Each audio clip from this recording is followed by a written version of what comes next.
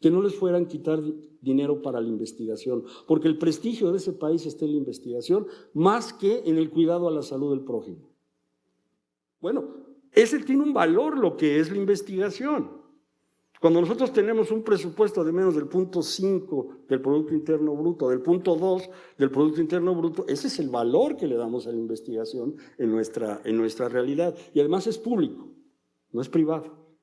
El gran desarrollo de Japón y de Corea es la presencia del presupuesto del dinero privado en el desarrollo de la tecnología.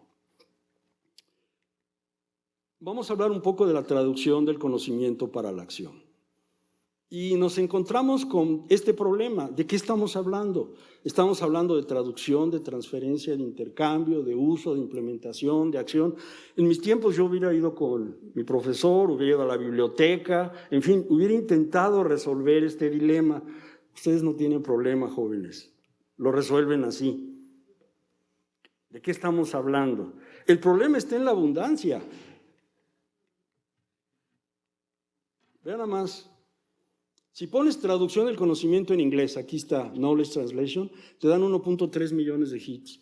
Si pones transferencia de conocimiento, 1.49, intercambio de conocimiento, 1.26, utilización, 1.29, investigación para la implementación, 1.35, investigación para la acción, ya no llegó a ser millonaria, difusión, 1.43 y diseminación. Y ahorita les explico este gran brinco. Y estoy nada más de 2000 a 2014. Si dejo a Google que haga todo lo que tiene, pues se crece. Díganme cuándo lo vamos a revisar. ¿De qué estamos hablando? ¿Qué queremos realmente? Ahora, no estoy en Google Scholar, no estoy en el Google buscador común y corriente, que puede haber un restaurante que se llame difusión, y entonces está ahí metido. Pero aquí no estamos en ese nivel. ¿Qué hacemos con la abundancia? ¿Cómo lo empezamos a resolver? Y yo les propongo este esquema de Ian Graham, un canadiense, que dice: estamos perdidos en la traducción del conocimiento, pero perdidos porque no sabemos qué hacer y perdidos en esta abundancia de cosas que tenemos que poner orden. Y él puso orden con un esquema concéntrico donde dice: la creación del conocimiento es como un embudo o como una pirámide invertida, donde la búsqueda está en la parte superior, la síntesis es lo que empezamos a hacer nosotros, la producción de herramientas y productos, y empezamos a fabricar el conocimiento. Y eso ya es limitado. Pero ahí es donde empieza el uso del conocimiento, que es el círculo de afuera. Entonces, si tú pescas una revisión sistemática que te está dando cuenta de un problema de los últimos 15 años, muy bien hecha, con mucho rigor, tipo Sager, entonces tú dices: bueno, voy a tomar esa información, pero yo tengo que adaptarla y tengo que ver cómo la meto a mi contexto. Empiezo a ver cuáles son las barreras en el uso de esa información, selecciono algunos elementos más tácticos y genero mi sistema de seguimiento. Porque regularmente lo que hacen los políticos es: bueno, vamos a entrarle y al final, bueno, pues a ver qué pasa. No, tenemos que la basal y el seguimiento, si no, no sabemos qué está pasando con esas cuestiones, evaluar los resultados. Y este es el más importante de todos para mí, la sustentabilidad. ¿Cómo podemos sostener esto que estamos haciendo? Porque le costó mucho dinero a la sociedad. Revisen este trabajo de Graham, porque da cuenta de la importancia de cada uno de los componentes. Se forman 13 institutos para la investigación en salud en Canadá. Su lema es conocimiento para la acción. 13 institutos para la investigación. Y ellos nos proponen una definición, les recomiendo que se echen un clavado a la liga, pero lo que más me llama la atención es lo que subrayo. Porque si vamos a la gráfica anterior, lo que tengo yo ahí son relaciones lineales unidireccionales, transferir, traducir, y no tengo esa comunicación. Quizás aquí la puedo ver un poco más en el intercambio o cuando ya traduzco los elementos de investigación para la implementación. En cambio, ellos nos dicen: primero es un intercambio. es una síntesis, es la aplicación ética. Primera vez que aparece esta palabra, ética. Habíamos hablado de pura tecnocracia y no habíamos metido los valores sociales sobre los cuales tenemos que tomar decisiones. 3 son los pilares, los mencionó Edmundo un poco al principio. 3 son los pilares, el político, digo, por algo los políticos están ahí tomando decisiones, el tecnocrático, el que le estamos dando, y el ético. ¿A quién se lo debes de dar? ¿Y por qué se lo debes de dar a ese grupo y no a otros? Y por eso se habla de un sistema complejo de interacciones, porque no es unidireccional. Ambos tienen que ir en esa nave que va a Venus o que va a Marte. No tienen que ir separados. Y ese es el gran dilema, y ahorita voy a ver si puedo elaborar algo en esa solución. Con un fin muy simple, pero muy complejo: mejorar la salud de la población y mejorar el desempeño del sistema. Este sistema complejo de interacciones tiene que agregar valor. Y yo siguiendo el esquema que se presentó, el valor de que yo tomo la realidad y lo llevo a los datos. El valor que me dan los datos para la información y el valor que me da la información al conocimiento. Yo no la tomé del chino, yo me la saqué no sé de dónde, pero aquí tengo esta gráfica. ¿Saben lo que hice cuando era director de información? Puse esta gráfica y los colegas, así como ustedes sentados, y les dije, ¿tú dónde te identificas en esta cadena? Porque nosotros somos la Dirección General de Información en Salud del Ministerio de Salud de México. ¿Dónde te identificas? Porque si no te identificas, pues no estás. Y déjame tu puesto y voy a buscar a alguien que pueda yo meter en esa situación. En realidad, si nosotros hacemos este loop muchas veces, esta palabra acción va a cambiar por sabiduría. Es justamente lo que vamos a acumular como sociedad.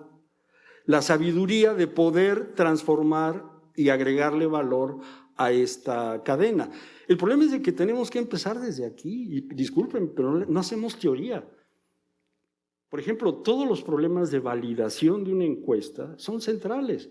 Pero también tenemos que meter, y esta es una recomendación, toda la validación, toda la variación no muestral, la que es inducida por los encuestadores, que también me contribuye al resultado. Cuando se me sesga no sé ni qué hacer y ya tengo los resultados ahí presentes. Y pasamos entonces a la transformación por el análisis, por el entendimiento y por la aplicación. ¿Qué requieren las organizaciones? Y aquí ya empiezo a dar un poco la prescripción. Fortalezas y debilidades en la adquisición del conocimiento. Ese es el primer diagnóstico. ¿Qué sabes hacer? ¿Qué más debes hacer? Tienes que identificar cuáles son, y esto nos lo puso Juan Luis en el documento, tienes que identificar los huecos del conocimiento externo y del conocimiento externo con respecto a tu mandato. ¿Cuál es tu misión? Identifica esa misión. Identifica si en esa misión sabes hacer lo que tienes que hacer. Porque en realidad el problema central no es lo que yo sé hacer, sino es lo que debo hacer. Esto puede generar crisis de identidad terrible. Alguien que lleva 20 años trabajando ahí y que se la pasaba porque sabía hacer eso, pero no lo debía de hacer y estaba encerrado en su laboratorio y estaba generando conocimiento y estaba publicando y sobrevivía, o a lo mejor lo iba llevando, tenía alumnos, tesistas, graduaba, etcétera, pues se transforma en una rutina, pero no es lo que debe de hacer. Entonces ahí es una labor de liderazgo. Los vicerrectores son los que justamente tienen que conducir lo que se debe hacer. Muy complejo, porque sí rompes con patrones. Hagan de cuenta, yo llego a la dirección, al centro de información, centro de investigación en sistemas de salud, y me encuentro un archipiélago de investigadores. Pero parece que estoy realmente en Indonesia. O a lo mejor es lo que necesito, 17,000 islas para hacer un proyecto de sistemas de salud. Porque cada uno hace su pedacito y me fragmentan esa realidad que no está fragmentada. Pero no los puedo mover, porque el cambio de la sociedad y el contexto se va a hacer en un pueblito de indígenas mayores de 70 años. Eso tiene que ver con el sistema de salud, porque al final todo tiene que ver. Pero nada tiene que ver, estamos como asteroides o como esto que nos enseñaron en la película de Gravedad, la basura cósmica, que es más peligrosa que la basura aquí, porque pues acabó con todo. porque la basura cósmica no se detiene. Pero eso nos puede pasar aquí en la Tierra un día. Otros dos elementos importantes tienen que ver con aprender a construir y destruir el conocimiento. Tenemos que destruir mitos, tenemos que destruir falacias, tenemos que publicar eso, por favor, que haya un boletín que diga los mitos de bla, bla, bla, de la salud en el trabajo. Bueno, apenas está construyendo el corpus, ya va a empezar a desmistificarse, a lo mejor sí. El asunto es de que no podemos quedarnos solamente con un lado de la luna. Replicar y proteger el conocimiento, otro elemento importante, y sobre todo buscar la innovación en la generación del conocimiento, que ya no lo propusieron en la presentación anterior. Tengo la oportunidad de hablar de dos experiencias personales.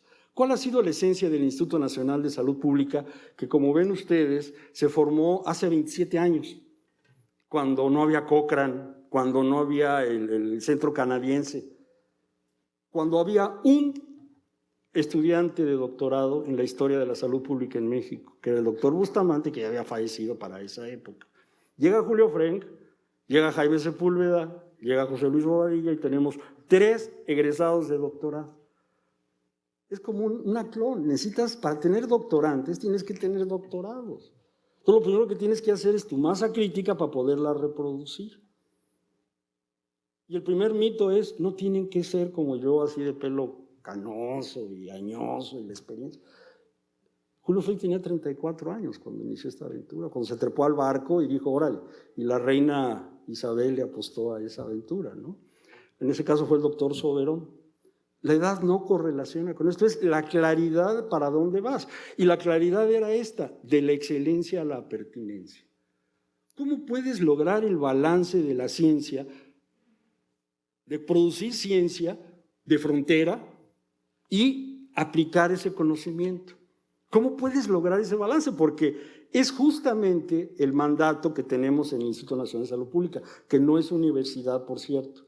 Dependemos del Ministerio de Salud. Y eso nos quita cierta independencia que es importante pelear y que por otro lado, bueno, muy importante pelear, pero por otro lado nos facilita el siguiente componente, que hay que estar suficientemente alejado para ser objetivo y suficientemente cercano para poder influir. Porque si no, ahí estás en tu idea de Marte y los otros andan en la dirección a Venus. O sea, no puedes tener ese desprecio por el asunto de la influencia. Tienes que tener muy claro que tú eres parte de la rectoría del sistema de salud. Si estás débil en investigación, la rectoría del sistema de salud es débil. Y además tienes que estar presente en la definición de prioridades. Nos tuvimos esa atingencia y lo pudimos concluir. Proveedor permanente de evidencia. O sea, tienes que, decimos en México, amarchantarte, es decir, tener tu clientela permanente. El sistema de encuestas nacionales de salud nos generó esa posibilidad.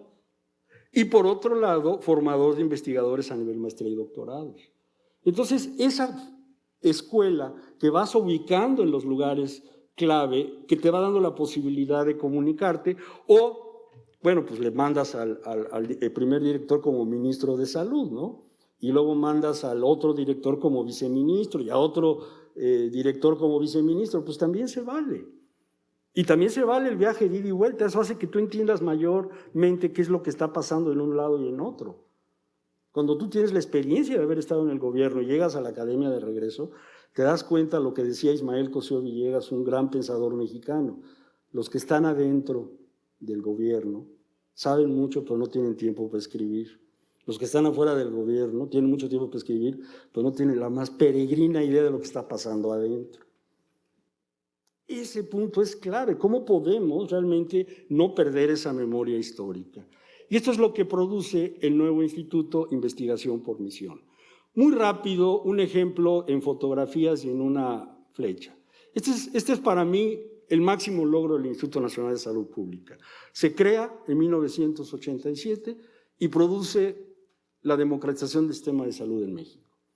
Y ahí sí no hay mucha discusión, porque era el mismo núcleo que inició esto, el que después nos fuimos a Funsalud y generamos un informe muy influyente, incluso en América Central y en América del Sur, de Economía de la Salud. Generamos el Programa Nacional de Salud y pudimos convencer a un grupo de diputados a aprobar esa reforma. Digo, ese es un ejemplo de libro y nos piden ir a las escuelas a dar esta clase. Pero ya entrando en la realidad, pues la preocupación es la que ustedes tienen. Tenemos una doble agenda, una agenda pendiente y una serie de retos emergentes. Vivimos en una transición demográfica. Siempre hablamos del envejecimiento y se nos olvida el incremento de la población. Somos muchísimos más y eso nos genera una demanda terrible del sistema de salud. Aunque bajen las tasas de natalidad, hay más mujeres en edad fértil y hay más nacimientos. O sea, no se nos pierdan las cifras. Tenemos un modelo biomédico en crisis, que además no se sale de las universidades y los dejamos que se queden ahí. Y siguen los especialistas formando especialistas. En realidad, nosotros, el modelo es el modus operandi sobre el cual la mayoría de las cosas entran en acciones curativas y cuando sacamos nuestro discurso de acciones preventivas, pues perdemos. Y luego tenemos un sistema de salud como la investigación en el siglo XX. No ha hecho el giro al siglo XXI. Está segmentado, está fragmentado. La palabra continuidad de la atención no existe. No se asimila el concepto de cronicidad. Tú lo que atiendes son episodios cada vez que te tocan la puerta. Es más, si llegan después de las 3 de la tarde, discúlpeme, venga mañana.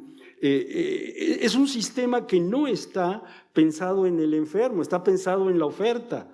Y por otro lado, no somos un sistema que retenga pacientes. Y por eso nos va tan mal, por eso los resultados son tan negativos. Lo que hacemos es atenderlos cuando van. Yo estoy proponiendo que le cambiemos al modelo de retención a la salud, pero bueno, es demasiado arrogante. Es urgente entonces que nos quede claro que como vamos, no vamos a resolver el problema porque no es mágico, tenemos que actuar. Y esto lo dice el doctor Mauricio Hernández, que es el director de la Escuela de Salud, del Instituto Nacional de Salud Pública. Y luego la contradicción. Estamos convencidos de que no se logra únicamente el resultado con buena ciencia y publicando en las mejores revistas. Eso lo sabemos, lo decimos, pero tenemos el incentivo ahí perverso. Sabemos que los resultados deben ser movilizados hacia manos, que puedan traducirse en políticas. El conocimiento de la investigación debe ser traducido. Todo esto lo plantea Mauricio Hernández y dice, nuestros criterios siguen siendo los mismos, a nosotros nos evalúan y los incentivos los recibimos mientras más publiques.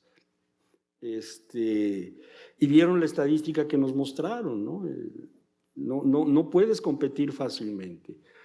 Más publicaciones no es igual a mejor ciencia.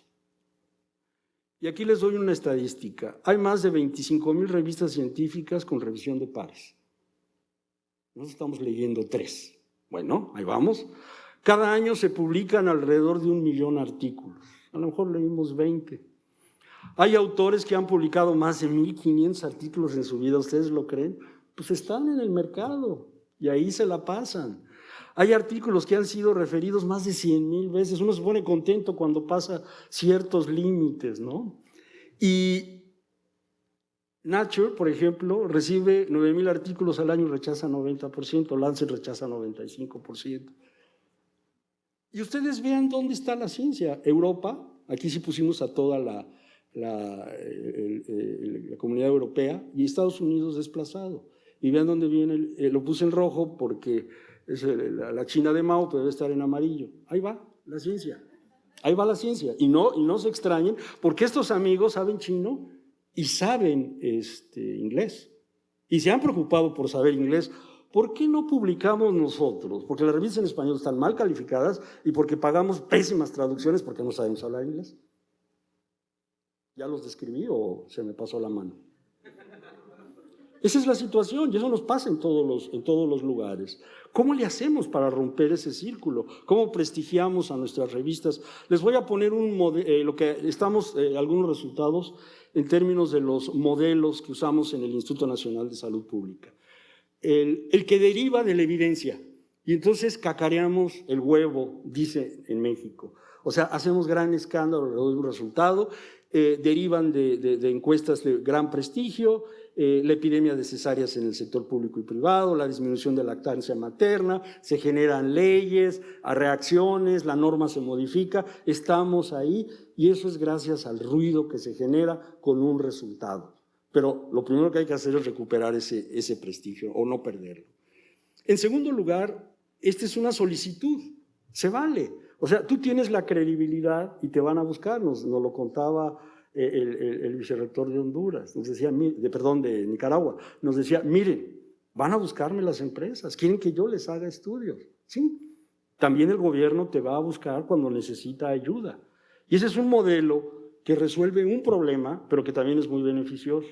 Y que después ya ves la manera de cumplir con tu misión de publicar. Pero por lo pronto te dedicas y te concentras. Ahora, ¿cuál es el modelo perverso? Pues que el dinero, como es federal, pues, o como es público, te llega en octubre, tienes que hacer una encuesta en un mes, tienes que entregar resultados en diciembre si no te cae la auditoría, etcétera, etcétera. O caes en una simulación que ya hemos aprendido, que entregas un papel que el auditor pues como que no va a ver y te pasa en el análisis los 3 primeros meses del año. Yo estoy cerrando ahorita proyectos del año pasado y uno de estos tiene que ver con SIDA. Pero ese modelo funciona, siempre y cuando el gobierno destine recursos para investigación. El ministerio destine recursos para investigación. Si no lo hace, este modelo no existe siquiera. Y el modelo plural, donde ya convocas a toda la sociedad y tienes impactos gigantescos. Toda la legislación que surge a partir de los problemas de obesidad en México, que incluso termina con una legislación aumentando el impuesto a las bebidas edulcorantes o que tiene que ver con la comida en las escuelas, con muchas cosas. Bueno, todo eso surge de la evidencia que generó el Instituto Nacional de Salud Pública y todo también de las cuestiones de tabaco. Ahora voy a brincar y voy a pasar a un modelo de los Estados Unidos. Esto lo ven en México, los invito a que vayan. Yo les estoy mostrando lo que se muestra en una conferencia, la cara bonita. Vayan a ver la realidad y van a ver que es complicada, pero de todas maneras estamos jalando la carreta, no la estamos empujando. Tenemos todavía esa fuerza para llevar el ritmo. En Estados Unidos surge un proyecto financiado por la Fundación Bill y Melinda Gates y por el Estado de Washington. En Estados Unidos hay dos tipos de universidades, las privadas y las públicas. Harvard es una universidad privada, la Universidad de Washington es una universidad pública. Entonces, toda la burocracia del Estado de Washington tiene que ver cada uno de los proyectos, para bien o para mal. Pero hay un 20% del recurso o de lo que es mi salario, de la parte que todavía me pagan, viene de los contribuyentes, de los pagadores de impuestos de Washington. Este instituto tiene muy poquitos años, tiene 7 años, produce estudiantes, desarrolla investigación y se relaciona con países. Este instituto, en inglés, es Institute for Health Metrics and Evaluation, en español, Instituto para la Métrica y Evaluación de la Salud. La motivación para hacer este instituto es que se gasta mucho dinero en salud, que se incrementó mucho la ayuda internacional para salud, que hay pocos datos de calidad en salud, que es una institución independiente que no responde a ningún interés de la industria o de los países, porque han de saber que la OMS pues, tiene presiones de países. Y si los países son poderosos, los japoneses se enojan, si se enojan los chinos, si se enojan los gringos, hasta los brasileños ponen en muy mala situación a la OMS. Entonces no es independiente lo que dice la OMS, hay intereses ahí. El último estudio independiente fue la publicación del año 2000, donde se hizo el benchmark o la comparación de países. Tuve el honor de participar en ese estudio, que generó una controversia gigantesca, empezando por Brasil, y que les pegó un poquito en Centroamérica, pero no hubo una reacción nociva o tóxica de esta parte del mundo. Entonces, con esta idea, lo que intenta AHMI en términos de investigación son responder a 3 preguntas. Pero si ustedes leen estas preguntas, van a ver que esto aplica en cualquier lado. Aplica en la provincia de Heredia, aplica en Tegucigalpa, aplica en un país como México de más de 125 millones de habitantes. La pregunta es, ¿cuáles son los principales problemas de salud? ¿Qué está haciendo la sociedad para resolverlos? ¿Y cómo podemos dedicar mejor los recursos para maximizar el uso de los recursos? 3 preguntas fundamentales en diferentes áreas de investigación. Les invito a que vean los detalles, pero lo importante, lo importante es que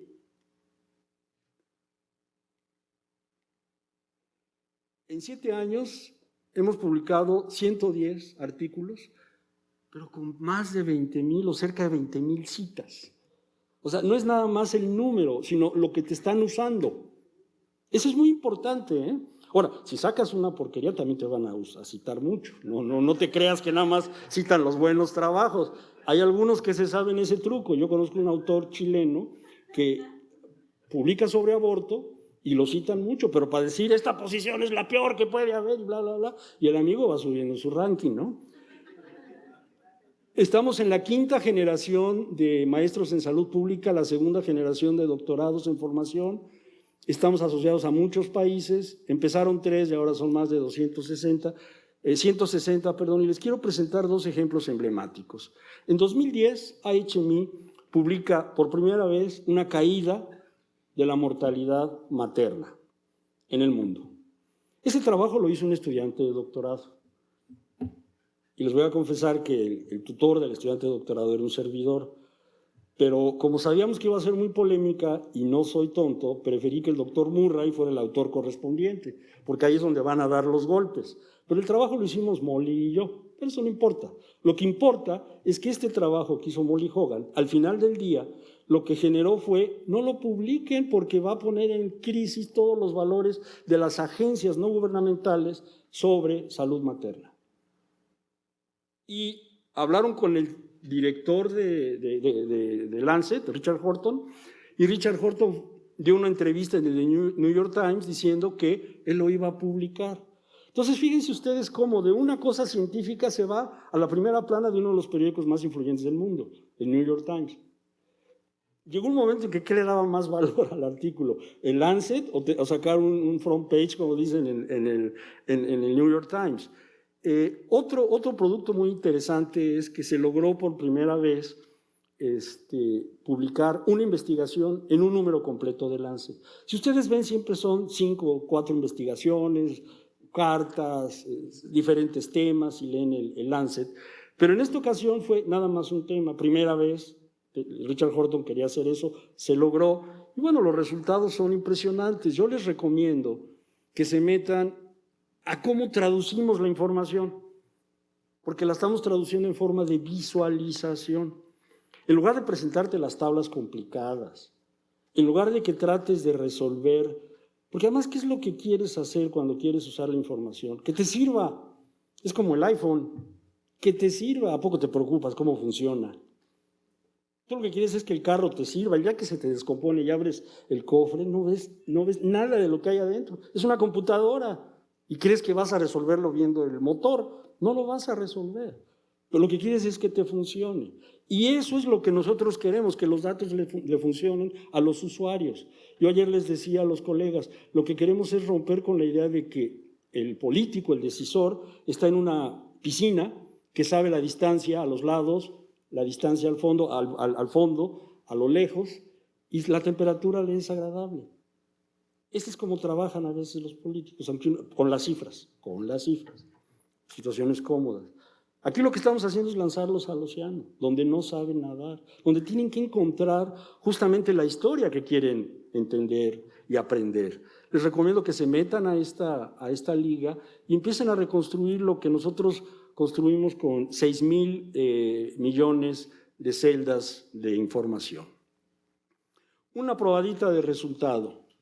Si tú le dices al decisor, oye, ¿cuáles son los principales problemas de salud en tu país? Yo les voy a presentar el de México. En México el promedio de edad de muerte es a los 62 años en los hombres, 65 en las mujeres. Pues, ¿de qué se van a morir los mexicanos? Pues de cosas que le pasan a los viejos, ¿no? Es por eso las causas, y toda la política va por ahí, por cardiopatías, cirrosis, diabetes. Ahí está la enfermedad renal crónica con todo lo que a ustedes no les gusta, yo sí lo puse, diabetes y todo está ahí. Los homicidios, la enfermedad cerebrovascular, etcétera. Pero si tú cambias el paradigma y dices, mira, no le des importancia a la muerte, aunque dale importancia a la edad en que se mueren. Es decir, dame la información como muerte prematura. Y la muerte prematura lo que me dice es de que esta que estaba acá se va al primer lugar. Y entonces empieza a cambiar el orden. Pero sigo hablando de muerte. ¿Y a poco el sistema de salud nada más atiende muertos? Pues no, trata de atender a los que no se mueren. Y entonces esa es la siguiente columna. Te voy a dar la información de los que no se mueren. ¿Y qué es lo que aparece como las principales causas? La lumbalgia, la depresión, el dolor de cuello, la epilepsia, que tienen que ver con el trabajo, no sé, pero están ahí en los primeros lugares, la migraña, los desórdenes bipolares, la osteoartritis. Este es netamente un asunto osteomuscular. ¿De dónde le estás dando el dinero? ¿Le estás dando el dinero acá a estas o lo estás poniendo en estas? Ya cuando haces la integración de estas medidas, pues tienes las prioridades de atención o de las necesidades prioritarias para México. Voy a concluir y les voy a poner el ejemplo del escorbuto. Ya lo conocen algunos. ¿Ya lo habían visto alguien? ¿No? El escorbuto sí saben lo que es, ¿no? Bueno, en una historia muy rápida, Vasco da Gama, que no es un equipo de fútbol brasileño, sino era un marinero portugués, sale de Cabo de Buena Esperanza buscando encontrar África en 1497 y se murieron 100 de los 160 marineros. 100 años después, Lancaster sale de Inglaterra, él sí iba en dirección a la India muy claramente, llevaba 4 barcos, en uno llevaba limón y no hubo muertos. Y en los otros 3 se murieron 110 de 278. Vean ustedes lo que hace la brillante Armada Británica. Repitió la observación de los cítricos 150 años después. 50 años después ordenó el uso de dietas con cítricos y se hace un acuerdo en 1865. Yo lo que espero es que no nos pase esto con los descubrimientos de esta época. 264 años demoró la decisión. O sea, las cosas en Palacio se llevan despacio. ¿Cuáles son mis reflexiones? La necesidad de usar la evidencia en la toma de decisiones ha sido promovida como un imperativo político. O sea, no es porque nosotros queremos, es políticamente necesario utilizar la evidencia, porque además es un recurso para el requerimiento que tiene la rendición de cuentas. Otra palabra que no se había metido en el discurso. Ética y rendición de cuentas. Tienen que estar presentes en este discurso. Necesitamos construir más vías y tender más puentes para poner la evidencia en la política y en la práctica. Y yo les hago esta pregunta a ustedes que están metidos en la universidad. Yo pienso que ustedes consideran que es necesario reinventar el quehacer. A lo mejor sí.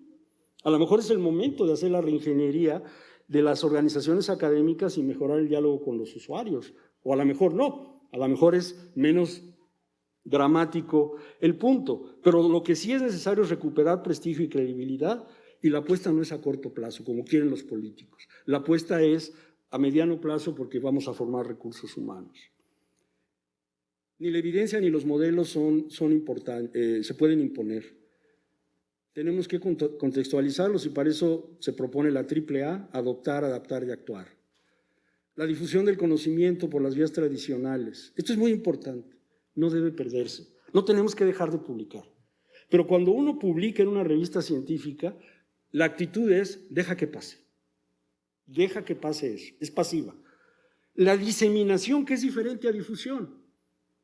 Diseminación del conocimiento hay que dejárselo a los profesionales de la comunicación y aprender con ellos. Entonces sí, el asunto es ayuda a que pase. Ya no nada más deja que pase, ayuda a que pase. Porque al final es la aplicación, es la responsabilidad de todos. Haz que pase. Pero ya tuviste estos elementos en el camino. Yo aquí termino con esta frase de un poeta alemán que creo que nos indica realmente cómo las cosas del conocimiento y de la acción van muy ligadas. Muchísimas gracias.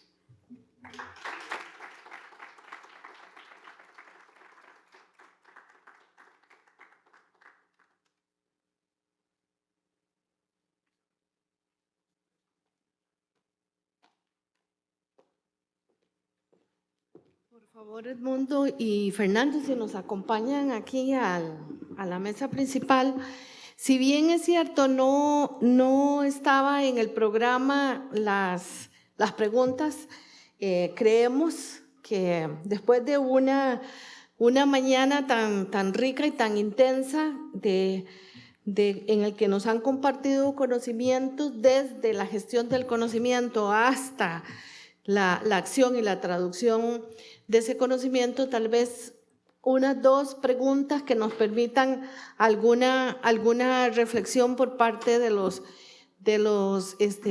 conferencistas. Tal vez lo que haríamos es hacer una ronda de preguntas y una ronda de respuestas, tanto para ustedes como para comentarios a los otros conferencistas. Lino.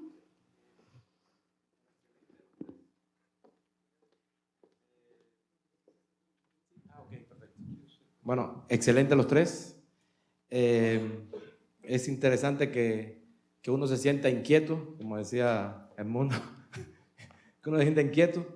Entonces, bueno, Edmundo, supongamos que vivimos en unas universidades ideales y que cada uno de nosotros sepamos ya, las personas que trabajamos en la universidad, que estamos ahí para formar personas que participen en el desarrollo social, humano sostenible. ¿Cómo convencerlos de que tienen que participar? O sea, ¿cómo convencerlos cuando la mayoría está ahí posiblemente para beneficios individuales propios, para hacerse el gran cirujano estético, para hacerse el gran ginecostetra? Una cosa que me queda, ¿son diferentes los estudiantes, o sea, las personas que deciden estar en una universidad pública o privada, son diferentes? O sea, ¿deberíamos de tratarlos de manera diferentes? ¿Deberíamos de exigirle a los estudiantes de las universidades públicas que participen en esa transformación del país o de las sociedades y no a los de las universidades privadas? Y tercera cosa, sobre esto de participar en alianzas con lo privado, estábamos conversando con Fernando, yo creo que somos pocos los investigadores, que tenemos pocos recursos, poco tiempo, y que la asociación público-privada, siempre y cuando tenga una serie de condicionantes y una serie de elementos que te marquen la frontera entre las cosas, creo que sería beneficiosa, ¿no? O sea, no siempre, pero posiblemente.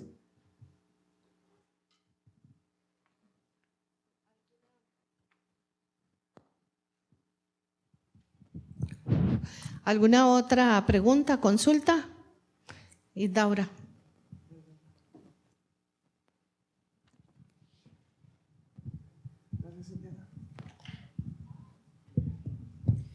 Felicitaciones, nos sentimos muy honrados de poder estar en esta sesión el día de hoy, dado el recorrido tan exquisito que nos han permitido en estos temas que hoy revolucionan un poco el quehacer investigativo e inclusive hasta de formación de los nuevos profesionales. Mi inquietud va justamente quizás en un esquema integrador. ¿Cómo mover todo ese proceso de generación de conocimientos, evidencias y la acción hacia todo ese accionar universitario que cada día nos están pidiendo, con justa razón, de que esa rendición de cuentas llegue a la sociedad? Y los parámetros que nos piden son publicaciones científicas, comparaciones de rating internacionales, cuando ese contexto local lo estamos dejando a un lado. Y a veces justamente eso es lo que necesitamos hacer. En ese lugar, en esa localidad, allí la necesidad de mejorar las condiciones, porque el hacer en lo poco, pero si se es constante, llegará a lo mucho. ¿Cómo hacer para que todo ese paradigma de publicaciones llegue a eso que decía el doctor al final, ¿verdad? Cambiar aquel esquema de que si no publica mueres. Yo diría aquí, si no haces algo en beneficio de la sociedad, no tiene sentido que sigamos invirtiendo.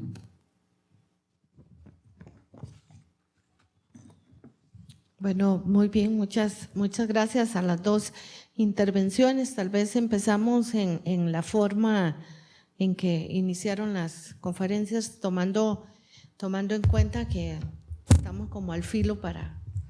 Ok. Gracias. Voy a ser breve. dada la hora del hambre.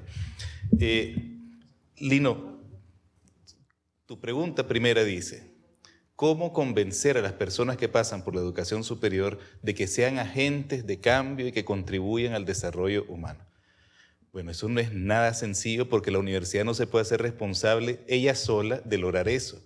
Eso es algo que tiene que venir a lo largo de todo el sistema educativo, el inculcar valores correspondientes o congruentes con el desarrollo humano, como la solidaridad, por ejemplo.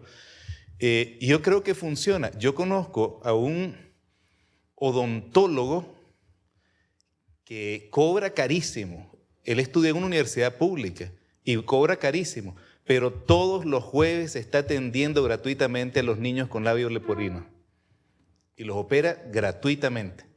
Y yo creo que está bien, definitivamente que está bien.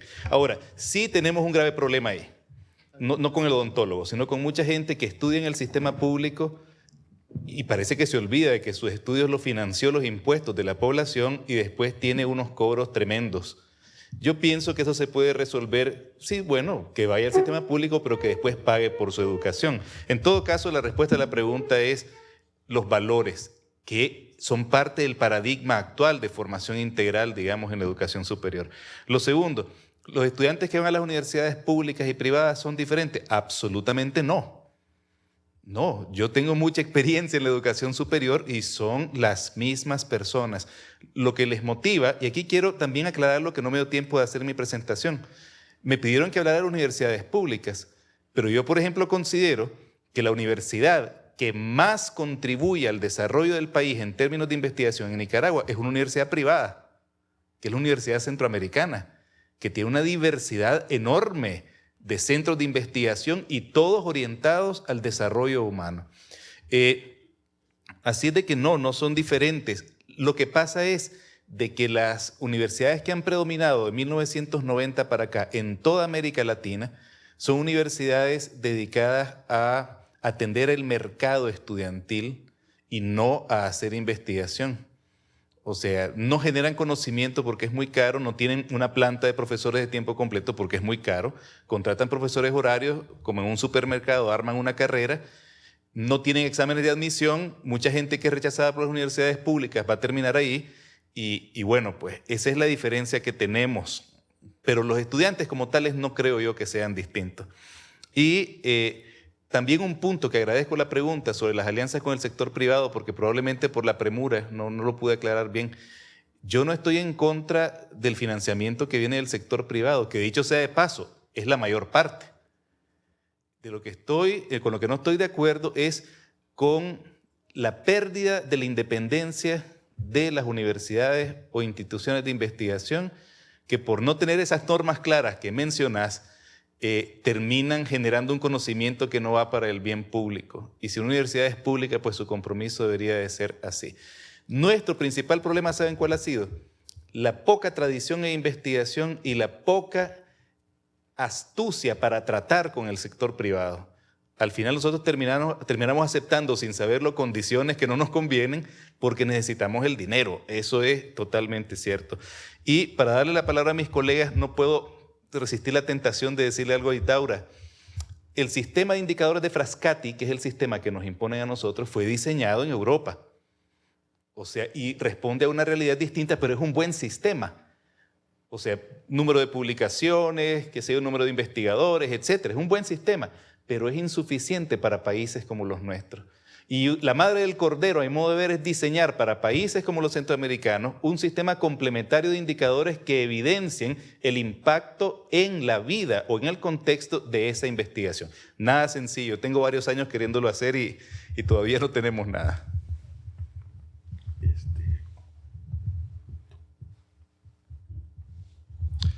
Bueno, no eran preguntas dirigidas al tema que yo he planteado, pero puede servir de experiencia todo ese estudio para contestar y participar en el debate, la reflexión, sin que pretenda cerrarla, porque es un debate eterno casi, ¿no? Cómo hacer que la universidad funcione y qué relación hay entre la investigación, la docencia y la relación de la universidad con la sociedad, ¿no? Por resumir un poco los grandes temas que están detrás de las preguntas concretas, ¿no?